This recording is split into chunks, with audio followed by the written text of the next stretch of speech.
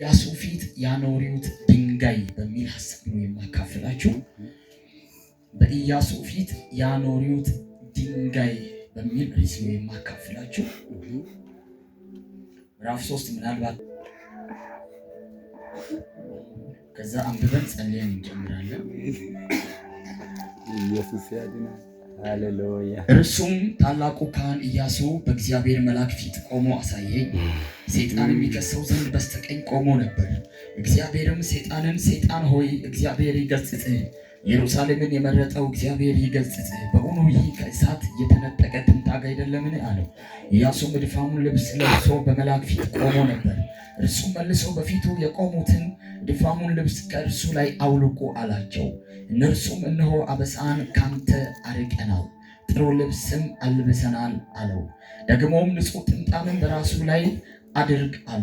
እነርሱም በእርሱ ላይ ንጹሕ ጥምጣም አደረጉ፣ ልብስንም አለበሱት። የእግዚአብሔርን መልአክ በአጠገቡ ቆሞ ነበር። የእግዚአብሔርን መልአክ በኢያሱ እንዲህ ሲል አዳኘበት። የሰራዊት ጌታ እግዚአብሔር እንዲህ ይላል። ምን ይላል? በመንገዴ ብትሄድ ትእዛዜንም ብትጠብቅ በቤቴ ላይ ትፈርዳለህ፣ አደባባዮችንም ትጠብቃለህ። በዚህም ከቆሙት ከእነዚህ ጋር መግባትን እሰጣለሁ። ታላቁም ካህን ኢያሱ ሆይ ስማ፣ በፊት የሚቀመጡት ባልንጀራዎች ለምልክት የሚሆኑ ሰዎች ናቸውና ይስሙ። እነሆ እኔ ባሪያዬን ቁጥቋጦ አወጣለሁ። በኢያሱ ፊት ያኖሩት ድንጋይ፣ ይሄ ነው ሪሴ። በኢያሱ ፊት ያኖሩት ድንጋይ እነሆ አለ።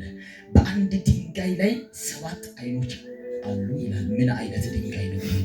7 አይኖች፣ በአንድ ድንጋይ ላይ 7 አይኖች አሉት ይላል። እንጸልይ።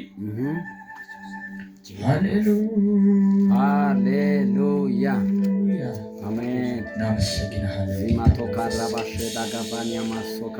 ክብር ይሁንልህ። የዘላለም አባት ራእይ ነው የሚከታተለው። አሁን ያነበብኩላችሁ ምዕራፍ 3ን ዘካርያስ በራእይ ነው የሚከታተለው። በአንድ ሌሊት 8 የሚሆኑ ራእዮችን ነው አከታትለው ዘካርያስ የተቀበለው። 8 ራእዮችን በአንድ ሌሊት ነው ዘካርያስ አከታትለው የተቀበለው። በዚህ ራእይ ውስጥ ዘካርያስ ምን አይነት ነገር ነው የሚያየው? ኢያሱ እድፋሙን ልብስ ለብሶ ያያል። ከዛ ከበስተቀኙ ደግሞ ሰይጣን ይከሰው ዘንድ ቆሞ ነበር። የእግዚአብሔር መልአክ የተባለ ያለ ደግሞ እግዚአብሔር የሚባል አለ። ስሙኝ፣ አሁን ሰይጣን ከሳሽ ነው። እዚህ ክፍል የኛውን ክፍል ስታጠኑ ከሳሽ አለ፣ ተከሳሽ አለ፣ ጠበቃ አለ፣ ዳኛ አለ። ከሳሽ አለ፣ ተከሳሽ አለ፣ ጠበቃ አለ፣ ዳኛ አለ። ዳኛው እግዚአብሔር ነው። ጠበቃው የእግዚአብሔር መልአክ የተባለው ነው። ያ የእግዚአብሔር መልአክ የተባለው ማን እንደሆነ በኋላ እናያለን። ከሳሽ ደግሞ ሰይጣን ነው። የሚከሰሰው ኢያሱ ነው። ኢያሱ ሕዝበ እስራኤልን ወክሎ ነው በእግዚአብሔር ፊት የቆመው። እድፋሙን ልብስ ለብሶ ነበር ይላል። ራእይ ነው ክፍሉ። አሁንም በደንብ ክፍሉ ራእይ ነው። ኢያሱ የእስራኤልን ሕዝብ ወክሎ ነው በእግዚአብሔር ፊት የቆመው። ባይዘ እስራኤል በዚህ ጊዜ ከእግዚአብሔር ፊቷን መልሳ ልቧን መልሳ ወደ ጣዖታት አምልኮ የተሳበችበት የተወሰደችበት ጊዜ ነው። ስለዚህ የእስራኤልን ኃጢአት እስራኤል ያለችበትን መንፈሳዊ ሁኔታን የሚያመለክት ነው። ኢያሱ ቆሽሻለች። በዚህ ሰዓት ላይ ከእግዚአብሔር ሐሳብ ወጣለች፣ ከእግዚአብሔር ፈቃድ ወጣለች። ስለዚህ ሕዝበ እስራኤልን ወክሎ ነው የቆመው። የእግዚአብሔር መልአክ የተባለው ክርስቶስ ነው። ባይዘ በደንብ ኢየሱስ ነው የእግዚአብሔር መልአክ የተባለው።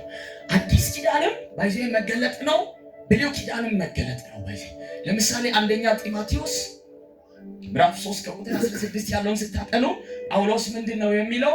እግዚአብሔርን የመምሰል ምስጢር ያለ ጥርጥር ታላቅ ነው ካለ በኋላ እዛ ቦታ ላይ በጣም የሚገርማችሁ ነገር በስጋ የተገለጠ ይላል። ባይዘ መገለጥ ነው። በስጋ የተገለጠ፣ በመንፈስ የጸደቀ፣ ለመላእክት የታየ፣ በአሕዛብ የተሰበከ፣ በዓለም የታመነና በክብር ያረገ። ስለዚህ በስጋ የተገለጠ ይላል። ሪቬሌሽን ነው፣ መገለጥ ነው። አዲስ ኪዳንም ብሉይ ኪዳንም መገለጥ ነው። ስለዚህ በብሉይ ኪዳንም ጌታችን ኢየሱስ ይገለጥ ነበር። አሁን ስሙኝ አንዴ በደንብ ስሙ። በብሉይ ኪዳን ጌታችን ኢየሱስ አንዳንዴ አለት መስሎ ይገለጣል፣ በኋላ እናያለን። አንዳንዴ ሰው መስሎ ይገለጣል። ለምሳሌ ያዕቆብ ከላባ ቤት የባርነት ዘመኑን ጨርሶ ወደ አባቱ ቤት ሲመለስ የያቦቅን ወንዝ ሚስቶቹን፣ ልጆቹን፣ ሎሌዎች በጠቅላላ ካሻገራቸው በኋላ እስከ ንጋት ድረስ አንድ ሰው ይላል። አንድ ሰው ምን የሆነው ነበር? ይታገለው ነበር ይላል። ያ ሰው ማን ነው ካላችሁ ኢየሱስ ቴቦስት ማለት ነው። አስቀድሞ ጌታችን ኢየሱስ በብሉይ ኪዳን ስጋ ለብሶ አንዳንድ ቦታ ላይ ይገለጥ ነበር። ሌላ ጊዜ ግን በብሉይ ኪዳን ጌታችን ኢየሱስ በጣም በሙላት የሚገለጠው እንደ እግዚአብሔር መልአክ ሆኖ ነው። ባይዜ መጽሐፍ ቅዱስ ብሉይ ኪዳንን ስታጠሉ የእግዚአብሔርን መልአክ ካለ ቆም ብላችሁ አንብቡ። እዛ ቦታ ላይ ሌላ መንፈሳዊ ምስጢር አለ ማለት ነው። የእግዚአብሔር መልአክ መጽሐፍ ካለ እሱ መልአክ ኢየሱስ ነው ማለት ነው። በሁለት መንገድ ላሳያችሁ። ለምሳሌ ለሙሴ የተገለጠው ማን ነው? ዘጸአት መጽሐፍ ምዕራፍ 3 ላንብብላችሁ። እናንተ ቤትም ማንበብ ትችላላችሁ። ከቁጥር 2 ላይ እንደዚህ ይላል፣ ወደ ኮሬብ መጣ ይላል። የእግዚአብሔርም መልአክ አያችሁ፣ የእግዚአብሔርን መልአክ በእሳት ነበልባል በእሾህ ቁጥቋጦ መካከል ታየው። እነሆም ቁጥቋጦ በእሳት ሲነድድ ቁጥቋጦው ሳይቃጠል አየ። ሙሴም ልሂድና ቁጥቋጦ ስለምን አልተቃጠለም?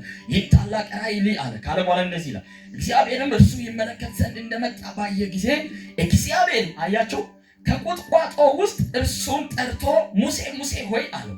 እርሱ ምን ሆይ አለ፣ ወደዚህ አትቅረብ፣ አንተ የቆምክበት ስፍራ የተቀደሰች መሬት ናትና ጫማን ከእግር አውጣ ካለ በኋላ ደግሞ እኔ የአባት አምላክ የአብርሃም አምላክ የይስሐቅ አምላክ የያዕቆብ አምላክ ነኝ ይላል። መጀመሪያ የእግዚአብሔር መልአክ ቁጥቋጦ ውስጥ ተገለጠ ይላል። ቀጥሎ ደግሞ እግዚአብሔር ይላል። ያ በቁጥቋጦ ውስጥ የተገለጠው መልአክ ማን ነው? ራሱ እግዚአብሔር ነው። እግዚአብሔርም ደግሞ ከቁጥቋጦ ውስጥ ተናገረው ይልና ያ የእግዚአብሔር መልአክ የተባለው ሲናገር ምን አለ? እኔ የአባት አምላክ አለ። መልአኮች እንደዚህ ማለት አይችልም። እኔ የአባት አምላክ የአብርሃም አምላክ የይስሐቅ አምላክ የያዕቆብ አምላክ እኔ ነኝ።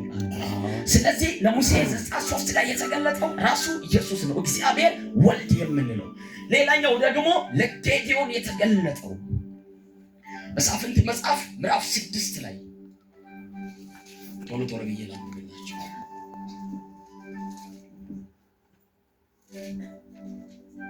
መሳፍንት መጽሐፍ ምዕራፍ 6 ከቁጥር 11 ያለውን ወረድ ብዬ አነባለሁ። ጌዲዮንም ከሚዲያማውያን ለመሸሸግ በወይን መጥመቂያ ውስጥ ስንዴ ይወቃ ነበር። የእግዚአብሔርን መልአክ ካለ በኋላ እንደዚህ ይላል፣ ለእርሱ ተገለጠ። አንተ ጽኑ ኃያል ሰው፣ እግዚአብሔር ከአንተ ጋር ነው አለው። ጌዲዮንም ጌታዬ ሆይ እግዚአብሔር ከኛ ጋር ከሆነ ይህ ነገር ሁሉ ለምን ደረሰብን? አባቶቻችንስ እግዚአብሔር ከግብፅ አውጥቶናል ብሎ ይናገሩን የነበሩት ታምራት ወዴት አለ? አሁን ግን እግዚአብሔር ትቶናል፣ በሚዲያማውያን እጅ አሳልፎ ሰጥቶናል አሉ። ከዛ በኋላ እንደዚህ ይላል፣ እግዚአብሔርም ይላል አያችሁ መልአኩን። አሁን ደግሞ እግዚአብሔርም ወደ እርሱ ዞር ብሎ በዚህ በጉልበት ሂድ፣ እስራኤልንም ከሚዲያን እጅ አድን፣ እንሆ ልክሃለሁ አለ። እርሱም ጌታ ሆይ አለው ያንን መልአክ። እግዚአብሔርም ይላል ጌዲዮንም ደግሞ ጌታ ሆይ አለው። ይሄ መልአክ ማን ነው? ክርስቶስ ነው። መልአክ እኔ ልካለሁ፣ እኔ ካንተ ጋር እሆናለሁ ማለት አይችልም ባይዘው መልአክ። ስለዚህ እዚህ ቦታ ላይ የተገለጠው ማን ነው ካላችሁኝ ራሱ የእግዚአብሔር መልአክ የተባለው ክርስቶስ ነው። በደንብ ስሙ። ለአጋርም የተገለጠላት ክርስቶስ ነው ራሱ ባይዘው። ለአጋርም የተገለጠላት ክርስቶስ ነው። ያ ብቻ አይደለም። የእስራኤል ሕዝብ ከግብፅ ከወጣ በኋላ ይመራቸው የነበረው የእግዚአብሔር መልአክ የተባለው ራሱ ክርስቶስ ነው። እሱ ብቻ አይደለም። የመጨረሻ ልንገራችሁ። ለምሳሌ ኤልያስ የኤልዛቤልን ዛቻ ሰምቶ ፈራ ይላል። ከዛ መጥቶ ከክትክታ ዛፍ ስር ተኛ ይልና ከአባቶች አልበልጥም ምን አድርገኛለሁ እግዚአብሔር ውሰደኝ። ከዛ የእግዚአብሔርን መልአክ ይልና ኤልያስ ተኝቶ ሳለ የእግዚአብሔርን መልአክ የተጋገረ እንጎቻና ውሃ አጠገቡ ላይ ያስቀመጠ፣ ዳሰሰው፣ ተነስተህ ብላ አለው። በልቶ ጠጥቶ ከእንደገና ምን ሆነ ይላል ተኛ ይልና ከእንደገና የእግዚአብሔር መልአክ ዳሰሰውና የምትሄድበት መንገድ ሩቅ ነው አለ። በላ ጠጣ ይልና እኔ በጣም የሚገርመኝ ነገር ልንገራችሁ። በዚያው ምግብ ኃይል 40 ቀንና 40 ሌሊት ተጓዘ ይላል። ምን አይነት ምግብ ነው እሱ? በመሃል እኮ ሌላ ምግብ አልበላም። በዚያው ምግብ ኃይል አሁን እኮ ቁርስ እንድንበላ እስከ ምሳ ሰዓት በዚያው ምግብ ኃይል 40 ቀንና 40 ሌሊት ተጓዘ ይልና እስከ እግዚአብሔር ተራራ እስከ ኮሬብ ድረስ ይላል። ይሄ ማለት የተራራው ራስ ክርስቶስ ነው ባይዘ እስከ ክርስቶስ ቀን ማለት ነው። እስከ ክርስቶስ ምጽአት ድረስ የሚያስቀጥለውን መንፈሳዊ ምግብ ነው የበላው። ስለዚህ እዛ ክፍል ላይ የእግዚአብሔር መልአክ የተባለው ራሱ ክርስቶስ ነው ባይዘ። አሜን። አይታችሁ እንደሆነ የማቴዎስ ወንጌል ምዕራፍ 17ን ስታጠኑ ዮሐንስን፣ ያዕቆብን፣ ጴጥሮስን ሶስቱን ይዟቸው ወጣ ይልና ያ የተራራው ራስ ላይ ሙሴና ኤልያስ ምን ሆኗቸው ይላል? ወጡ፣ ታዩአቸው። ስለዚህ ብሉይ ኪዳን በጠቅላላ የእግዚአብሔር መልአክ ካለ ክርስቶስ ነው። ስለዚህ በደንብ ስሙ። አሁን ባነበብኩላችሁ ክፍል ላይ በትንቢተ ዘካርያስ 3 ላይ ከሳሽና ያለን ተከሳሽና ያለን ጠበቃ እናያለን። የኢየሱስ ጥብቅናው በአዲስ ኪዳን ብቻ እንዳይመስላችሁ። በአዲስ ኪዳን ላይ በሙላት ነው የተገለጠው። ከብሉይ ኪዳን ጀምሮ ጌታችን ኢየሱስ ጠበቃ ሲሆን እናያለን።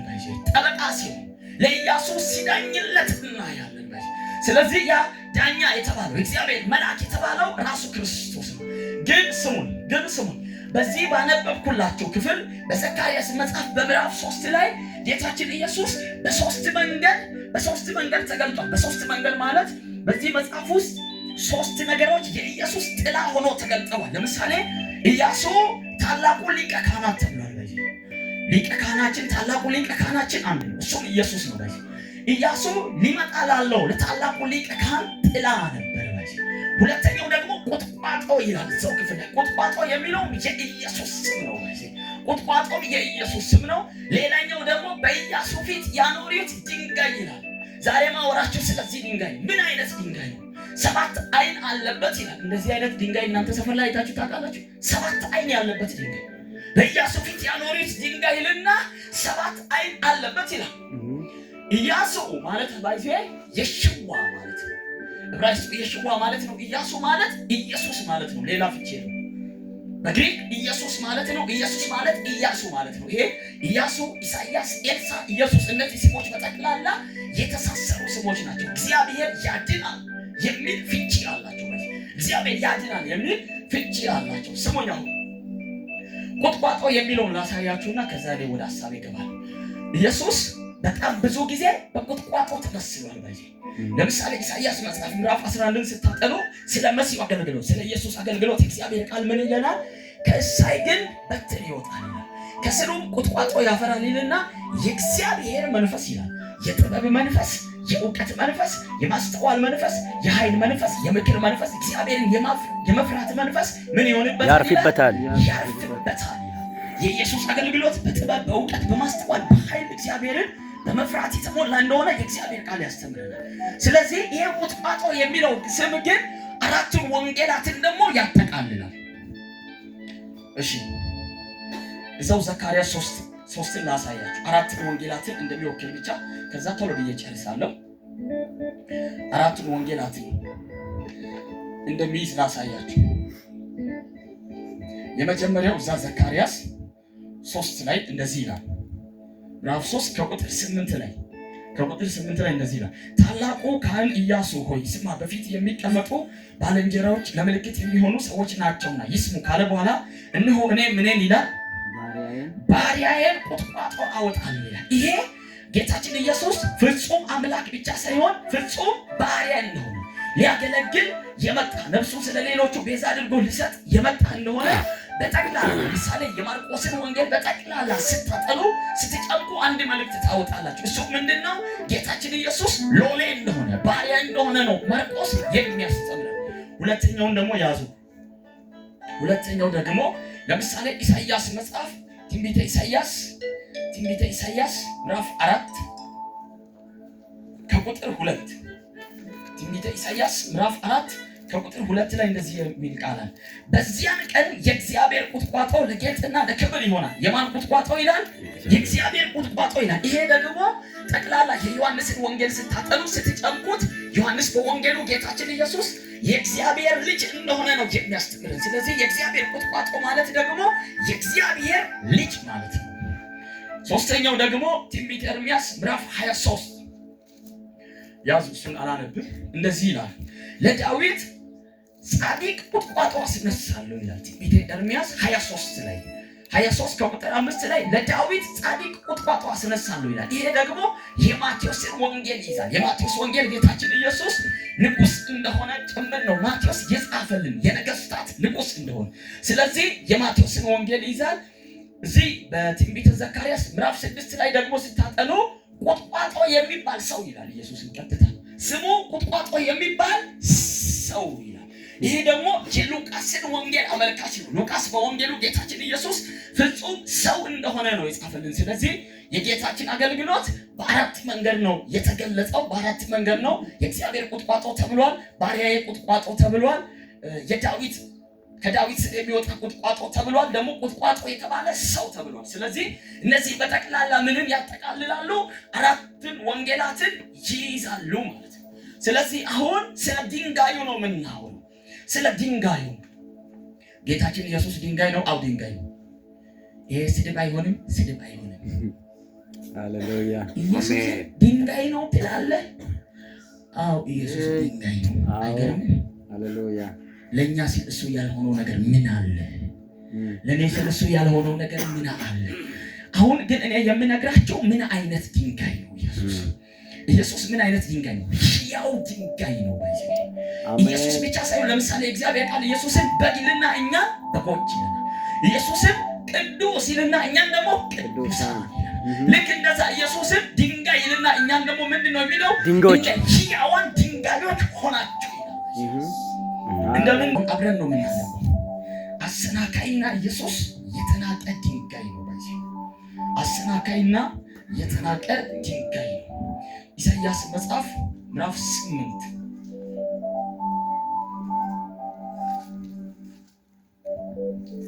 አሰናካይና የተናቀ ድንጋይ ነው። ኢሳይያስ ምዕራፍ 8 ከቁጥር 14 ላይ እንደዚህ ይላል፣ እርሱም ለመቅደስ ይሆናል፣ ነገር ግን ለሁለቱ ለእስራኤል ቤቶች ለእንቅፋት ድንጋይና ለማሰናከያም አለት በኢየሩሳሌም ለሚኖሩ ይላል። አያችሁ፣ ለእንቅፋት ድንጋይና ለማሰናከያ አለት ማን? ኢየሱስ። ምን አይነት ድንጋይ ነው? አሰናካይ ድንጋይ። ምን አይነት ድንጋይ ነው? የእንቅፋት ድንጋይ። የእንቅፋት ድንጋይ ነው። አሰናካይ ድንጋይ። አይሁዶች የተሰናከሉበት ባይዘይ ለዚህ ነው። ዝም ብሎ አይደለም። ለምን? አሰናካይ ስለሆነ። ከምን ጀምሮ? ከአመጣጡ ጀምሮ፣ ከውልደቱ ጀምሮ። እኔ ከዚህ በፊት አውርቻለሁ። ኢየሱስ የተወለደው በግርግም ላይ ነው። ባይዘይ በግርግም ላይ። ዮሴፍም ማርያምም ከዳዊት ወገን ስለሆኑ ለሕዝብ ቆጠራ ወደ ቤተልሔም ወጡ ይላል።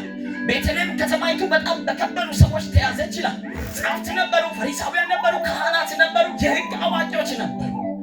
ቤተልሔም እውነተኛ እንግዳዋን አላወቀችም። ማርያም እዛ የሄደችበት ሚጥ ያዛት። ልትወልድ ተቃረበች። የማቴዎስን ወንጌል ስታጠኑ በእንግዶች ማረፊያ አጡ ይላል። ቤተልሔም ኢየሱስን አላስተናገደችም። አንተ ወደ ግርግም ሂድ አለች።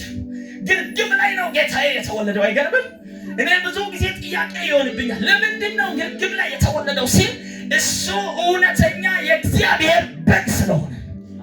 በግ ደግሞ የሚወለደው የት ነው? በረት ግርግም ላይ አይደል? ዝም አላችሁ። እናንተ ሰፈር ጤና ጣቢያ የወለደች በግ አለች? የአምቡላንስ ተደውሎ ምናምን በግ የት ነው የሚወልደው? በረት ላይ ግርግም ላይ ነው ጌታችን የተወለደው። ከአመጣጡ ጀምሮ አሰናካይ ነው። እያዩት ነው ያደረው በመካከላቸው። ልክ አይሁዳዊ አንዳንድ ሞያ ልጆቹን እንደሚያስተምር ጭምር ጳውሎስ ድንኳን እንደሚሰራ፣ ኢየሱስ ደግሞ አናጺ ነው፣ ሞያም አለው። አባቱን ዮሴፍን ያግዘው ነበር። አመጣጡ ጭምር አሰናካይ ነው። አይገርምም? አይሁድ አልተቀበለችውም። ተሰናከለችበት። የሚገርማችሁ ነገር ከዛ የተነሳ ምን አልኩት? ናቁት። ጴጥሮስ አንደኛ ጴጥሮስ ምዕራፍ 2 በቃ ይኸው እየጨረስኩ ነው። ትንሽ ደቂቃ ብንቆይ ነው ከኔ ጋር። ሃሌሉያ። እስከ ማታ መስራት ብንቆይ ነው። እንደዚህ ይላል ከቁጥር 4 ምዕራፍ 2 ከቁጥር 4 ላይ እንደዚህ ይላል፣ በሰውም ወደ ተጣለ በእግዚአብሔር ዘንድ ግን ወደ ተመረጠና ክቡር ወደ ሆነው ወደ ሕያው ድንጋይ ወደ እርሱ እየቀረባችሁ እናንተም ደግሞ እንደ ሕያዋን ድንጋዮች ሆናችሁ በኢየሱስ ክርስቶስ ለእግዚአብሔር ደስ የሚያሰኝ መንፈሳዊ መስዋዕት ታቀርቡ ዘንድ ቅዱሳን ካህናት እንድትሆኑ መንፈሳዊ ቤት ለመሆን ምን በሉ? ተሰሩ ካለ በኋላ እንደዚህ ይላል፣ በመጽሐፍ እንሆ። ምን አይነት መገለጥ ነው! በመጽሐፍ እንሆ የተመረጠና የከበረ የማዕዘን ራስ ድንጋይ በጽዮን አኖራለሁ፣ በእርሱ የሚያምን አያፍርም። አሰናካይ ድንጋይ፣ የተናቀ ድንጋይ፣ የተሰናከሉበት ድንጋይ፣ የናቁት ድንጋይ። እሱ ድንጋይ ግን ዝም ብሎ ተራ ድንጋይ እንዳይመስላችሁ። ያ በዮርዳኖስ የተጠመቀው ክብር ለኢየሱስ ይሁን። ማነው ቀኝ እጁን የሚያነሳልኝ? በግርግም የተወለደው በዮርዳኖስ የተጠመቀው በጎልጎታ የተሰቀለው እሱ የእግዚአብሔር ልጅ መድኃኒዓለም ይባላል። እሱ መድኃኒታችን ነው። የናቁት ድንጋይ፣ የተፉበት ድንጋይ፣ ያዋረዱት ድንጋይ፣ እርቃኑን የሰቀሉት ድንጋይ፣ አይኑን በጨርቅ አስሮ አንተ ነቢይ ከሆንክ አሁን በጥፊ የመታ ማን ነው እወቅ ያሉት፣ ያሳደዱት፣ ያንከራተቱት፣ አገልግሎቱ ላይ ብዙ ስም ያወጡለት፣ አጋንንት ሲያስወጣ በአጋንንት አለቃ ነው እያሉ፣ የአመንዝሮች ወዳጅ ነው፣ የቀራጮች ወዳጅ ነው እያሉ ያሳደዱት፣ ማረፊያ ያጣ የመሸበት የሚያድን በየተራራው በየሰው ቤት ያርፍ የነበረው እሱ ድንጋይ ዝም ብሎ ድንጋይ አይደለም። እሱ ድንጋይ ከእግዚአብሔር አብ ዘንድ ተልኮ የመጣ እሱ ድንጋይ ሕያው ድንጋይ ነው። እኔ ለአንድ ሰው ዛሬ እንደዚህ ብዬ መልእክት እናገራለሁ። የእግዚአብሔር ቃል እንደዚህ ብሎ ይናገራል። በእርሱ የሚያምን አያፍርም ተብሎ እንደተጻፈ በዚህ ድንጋይ ለምትመኩ፣ ይህን ድንጋይ ለምትከተሉ፣ ይህን ድንጋይ ለምታመልኩ ለእናንተ እኔ ጋር መልእክት አለ። በእውነት ነው ምላችሁ፣ ይሄ ድንጋይ አያሳፍራችሁ። ይሄ ድንጋይ አያሳፍርሽ። ይሄ ድንጋይ አያሳፍርህ። ዶኖኮስ ምን አይነት ድንጋይ?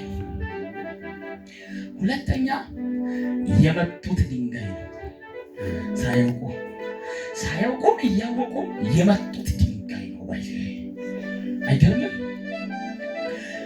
ይኸውላችሁ ትዝ ይላችኋል። አንድ ጊዜ ያዕቆብ ኤሳውን መስሎ ከአባቱ ከይስሐቅ ደክሞ አርጅቶ ነበር። አይኑም ተይዞ ነበር። ማየት ስለማይችል የበግ ለምድ ለብሶ ወንድሙ ኤሳው ጠጉራም ስለሆነ በእናቱ በርብቃ አማካኝነት የወንድሙን በረከት ተቀብሎ ወንድሙ በጣም ሊገለው ሲፈልግ እናቱ ርብቃ ወደ ወንድሙ ጋር ወደ ላባ እንዲሄድ አደረገችው። ወደ ላባ ሲጓዝ መንገድ ላይ መሸበት ይላል። ሎዛ በሚባል ቦታ ላይ መሸበት ይልና ድንጋይ ተንተርሶ ተኛ ይላል። ድንጋይ ተንተርሶ ተኛ ይልና ያዕቆብ ህልም አለመ ይላል። በጣም የሚገርማቸው ነገር ምን አይነት መስላል? ስሩ ጫፍ መሬት ላይ ተተክሏል። ያኛው ጫፍ ላይ ሰማይ ላይ ተተክሏል። ጫፉ ላይ እግዚአብሔር አለበት። ምድር ላይ ተተክሏል። መላእክቶች ሲወጡና ሲወርዱ ነው ያየው። ከዛ ጫፍ ላይ ያለው እግዚአብሔር ያዕቆብን ተናገረው፣ ኪዳን ገባለት። ከዛ በኋላ ያዕቆብ ተነሳና ድንጋዩ ላይ ዘይት አፈሰሰ ይልና እንደዚህ ይላል፣ ይህ የእግዚአብሔር ደጅ ነው፣ ይህ የእግዚአብሔር ቤት ነው። እሱ ድንጋይ ኢየሱስ ነው።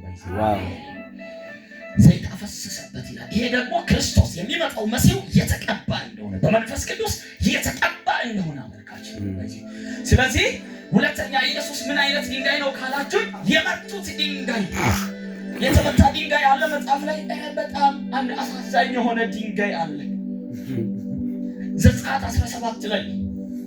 በእውነት እሱን ድንጋይ እንዴት እንደምወደው ዘጸአት 17 ላይ ከቁጥር 6 አለፍ እያልኩ አነባለሁ። እግዚአብሔርም ሙሴን በሕዝቡ ፊት እለፍ፣ ከእስራኤል ሽማግሌዎች ከአንተ ጋር ወስደህ ወንዙን የመታበትን በትር በእጅ ይዛት ሂድ። እነሆ እኔ በዚያ በኮሬብ በዓለቱ ላይ በፊትህ እቆማለሁ። ዓለቱንም ምን ታደርጋለህ? ትመታለህ። ሕዝቡም ይጠጡ ዘንድ ከእርሱ ውሃ ይወጣል አለው። ይወጣል አለው። ሕዝቡ ምን ይሆን ዘንድ? ይጠጣ ዘንድ። የሚገርማችሁ ነገር ይሄ ዓለት እዚህ ጋር አይቆምም። ዘጸአት 33ንም ቶሎ ብዬ ላንብብላችሁ፣ ሰዓት ለመጠቀም ነው ቶሎ ብዬ የሚሄደው። ከቁጥር 19 ላይ እንደዚህ ነው፣ እባክህ ክብርን አሳየኝ አለው ሙሴ እግዚአብሔር። እባክህ ክብርን አሳየኝ አለው። እግዚአብሔርም እኔ መልካምነቴን ሁሉ በፊትህ አሳልፋለሁ፣ የእግዚአብሔርንም ስም በፊትህ አውጃለሁ። ይቅር የምለውን ይቅር እላለሁ፣ የምምረውን እምራለሁ አለ። ደግሞም ሰው አይቶኝ አይድንምና ፊቴን ማየት አይቻልም አለ። እግዚአብሔርም አለ እነሆ ስፍራ በእኔ ዘንድ አለ ካለ በኋላ እንደዚህ ይላል፣ በዓለቱ ላይ ትቆማለህ፣ ክብሬም ባለፈ ጊዜ በስንጣቄው ዓለት ላይ አኖራለሁ። እስካልፍም ድረስ እጄን በላይ እጋርዳለሁ፣ እጄንም ፈቀቅ አደርጋለሁ። ጀርባዬን ታያለህ እንጂ ፊቴን አታይም። ስሙኝ፣ ሙሴን እግዚአብሔር አምላክ ከ500 ጊዜ በላይ ተናግሮታል። 23 ጊዜ እግዚአብሔር አምላክ በሐሎቱ በደመናው ሙሴን ተናግሮታል። ግን ሙሴ የእግዚአብሔርን ክብር የማይጠግብ ሰው ነው። አንድ ጊዜ ሙሴ እግዚአብሔርን ምን አለው? ፊትህን አሳየኝ አለው። እየሰማችሁ ነው? ሁንዴ